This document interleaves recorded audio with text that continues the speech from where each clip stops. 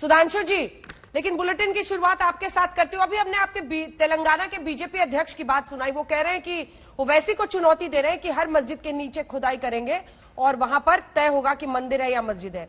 अब ये खेलो इंडिया के बाद खोदो इंडिया शुरू हो गया है क्या?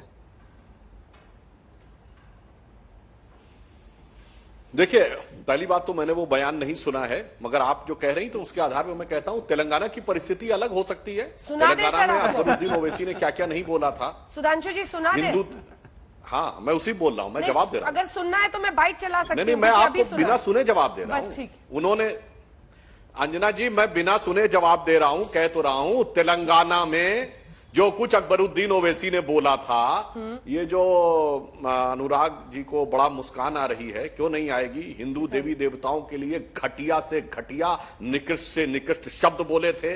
उसी तेलंगाना की धरती पर अकबरुद्दीन ओवैसी ने कहा था मैंने 800 साल इस देश पे हुकूमत की। उसी तेलंगाना की धरती के ऊपर अकबरुद्दीन ओवैसी ने कहा था यह हैदराबाद का 4 मीनार तुम्हारे बाप ने बनवाया था क्या, ये दिल्ली का लाल किला तुम्हारे बाप ने बनवाया था क्या, ताजमहल बाप ने बनवाया था क्या। और अंजना जी, आपको आश्चर्य होगा, इतना सब कुछ बोलने के बाद जो आप सुनवा रहे कह सकते हैं ना, मैं दर्शकों से अपील करता हूं जाके अकबरुद्दीन ओवैसी का वो बयान सुन लो। और उसके बाद वो बरी हो गया, वो बरी हो गया चूंकि तेलंगाना सरकार ने इतनी बेहतरीन प्लीडिंग की, सेकुलर दलों ने ऐसी वकालत की कोर्ट में जाके कि इतना सब कुछ घटिया बोलने के बाद भी वो बाइज्जत बरी हो गए।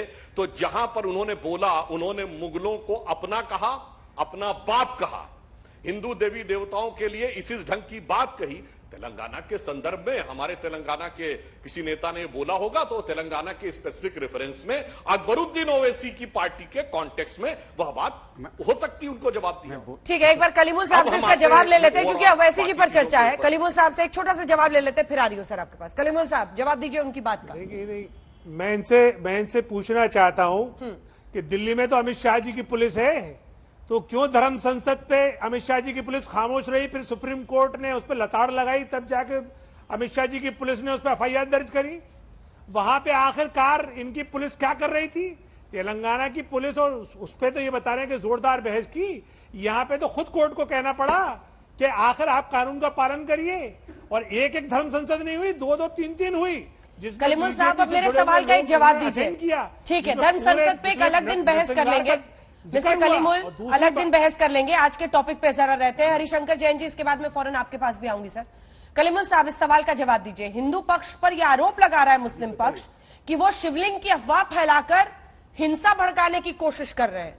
ये कौन सी, जबकि हर दिन मस्जिद के नाम पर ही लोगों को उकसाया जा रहा है और इसमें कोई कसर ओवैसी साहब भी नहीं छोड़ते हैं। क्यों हाफिज साहब? देखिए मैडम, हम तो सिर्फ जो जितने चैनल पे या जितने भी हम सुनते हैं कहानियां, वो सब ये सुनते हैं कि शिवलिंग होने के कौन कौन से सबूत हैं। हम तो हर चैनल पे बैठ के यही इसी में फायर फाइटिंग में लगे हुए हैं कि भाई वो मस्जिद है, उसका वजूखाना है और उसका वजूखाने का एक फंक्शनल आइटम है, फव्वारा वो है। और हमें पूरा संविधान और कोर्ट पे यकीन है और वही कोर्ट सुन रहा है। लेकिन आज कोर्ट में भी वकील नहीं माने, जो दूसरे पक्ष के लोग हैं, उन्होंने मुस्लिम पक्ष के वकीलों को बहस तक करने नहीं दी, उसमें भी उन्होंने रोड़ा अटकाया। तो ये बात सच कह रहा है मुस्लिम पक्ष कि ये एक तरह से अफवाह फैलाकर देश के बहुसंख्यक वर्ग को, हमारे जो हिंदू भाई जैन साहब इसका जवाब देंगे। बहुत सारे मेहमान छोटे-छोटे जवाब कोर्ट के सामने रखी जा रही है। हाँ, तो मैग्नीफाइंग ग्लास से जाके देख के आ भी चुके हैं, हमें पता है। मैग्नीफाइंग ग्लास लेके गए थे ओवैसी जी, आप सब देख कर आए हैं AIMIM की तरफ से। हरिशंकर जैन जी, उनकी बातों का जवाब दीजिए।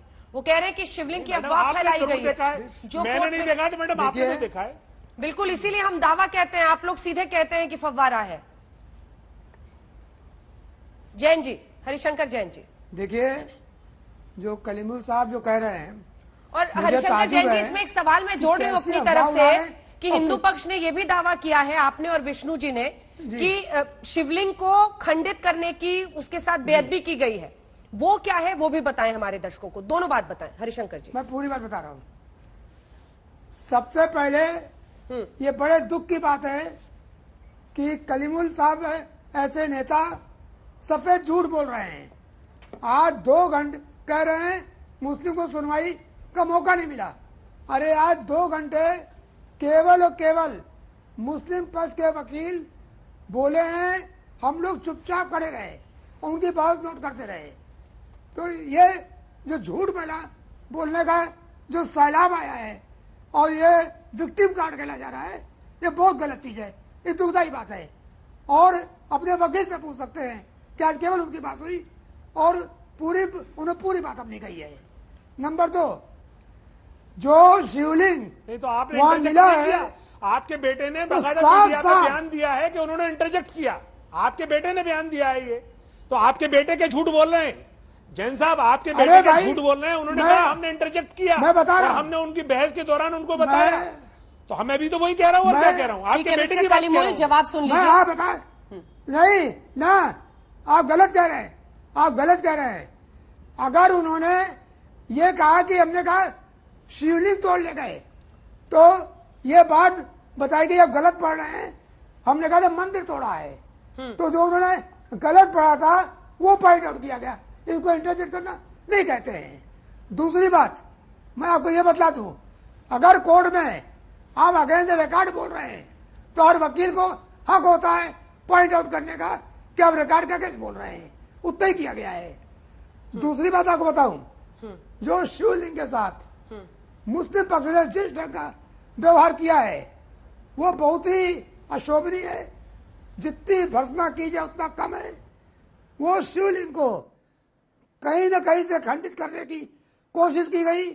63 सेंटीमीटर का उसमें छेद किया गया है और ये लोग चाहते नहीं कि उसकी इंक्वायरी हो और उसके बाद कुछ साबित हो। अरे भाई, शिवलिंग जो मिला है कार्बन डेटिंग करा लीजिए, एएसआई से जांच करा लीजिए और अगल बगल जो दीवार साहब, आप तो पुलिस की उसको हटा कस्टडी में लीजिए। है, वो उसकी मालूम सिक्योरिटी हो पड़ रही जाएगी है। कि फवारा है। रुक जाइए मिस्टर कलीमुल, रुक जाइए। सिक्योरिटी होना एक चीज है, हाँ। उसकी जांच होना अलग चीज है। दोनों अलग अलग चीजें हैं। आप लोगों ने शिवलिंग के साथ जो जाति की है वो अमानुषिक है, बर्बरतापूर्ण है और जांच होनी चाहिए कि उसमें छेद 63 सेंटीमीटर का ठीक हुआ है। कैसे। ठीक है। ये बड़ी बड़ी सोचनी बात है। 63 और गंभीर सेंटीमीटर बात की है। छेद। जी और सर, मैं दावे के साथ कहता हूँ कि जी। जो किया है हाँ। ऐसा अशोभनीय तो ही है।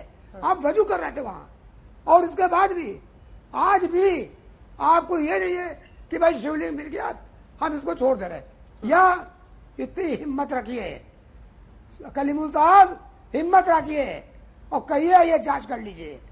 सब लोग जांच से भाग रहे हैं, सब लोग जांच से भाग रहे हैं।